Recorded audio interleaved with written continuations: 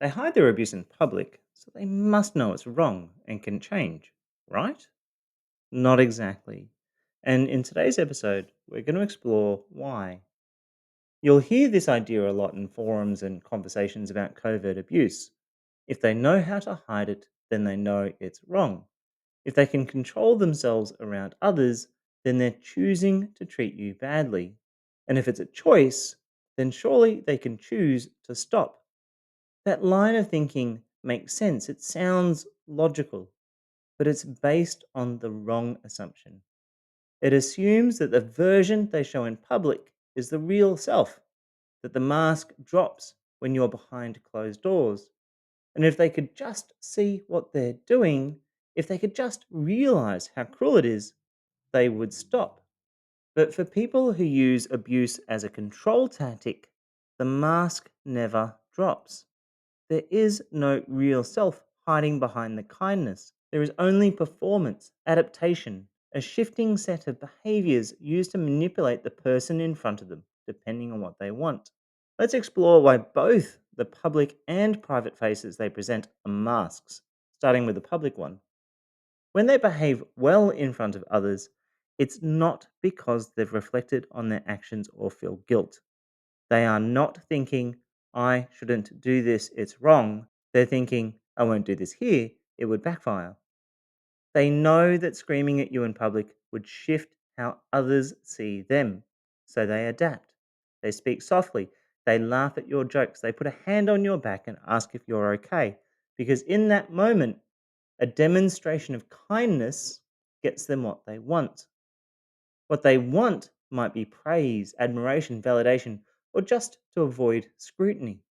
The behavior isn't grounded in empathy, it's strategic, a rehearsed role played to manage how they are perceived. This is why the mask in public looks so convincing. It's tailored for the audience.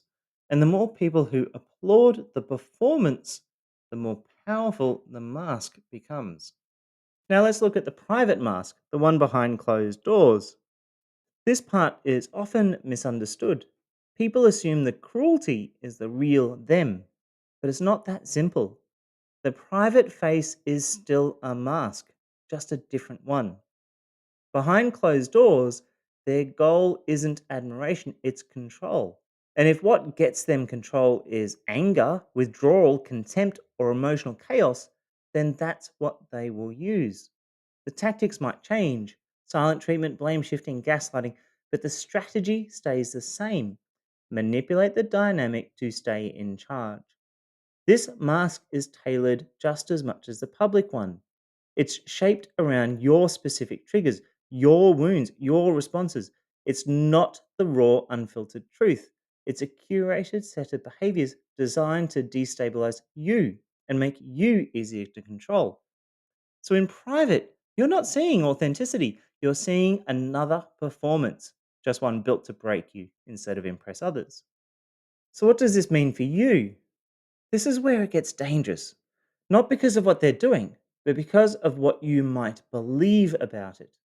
You might believe the good behavior in public means they understand the difference between right and wrong.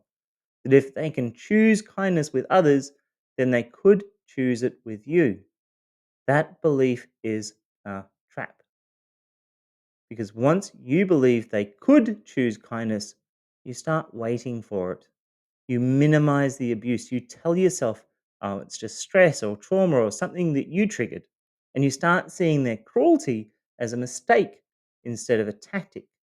But here's what you need to know they don't divide their behavior into good and bad, they divide it into what works and what doesn't.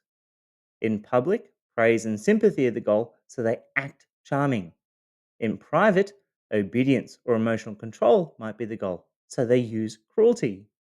It's not self reflection, it's not guilt, it's not some buried conscience trying to break through.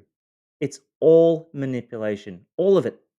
And the longer you hold on to the belief that they must know what they're doing, therefore can change, the longer you'll stay hoping for something that will never come. An abuser does not have to believe they're abusive in order to abuse you. They just have to know what they're doing gets them the things that they want. If this spoke to something that you have experienced, please leave a comment and tell us your story, like the video, and share it with somebody who needs to hear it. And if you're navigating the fog of covert abuse, visit standagain.com.au, a grounded, lived experience platform for people healing from family violence. You are not broken. You deserve respect. You're not beyond repair. And no matter how many times you have been knocked down, you can stand again.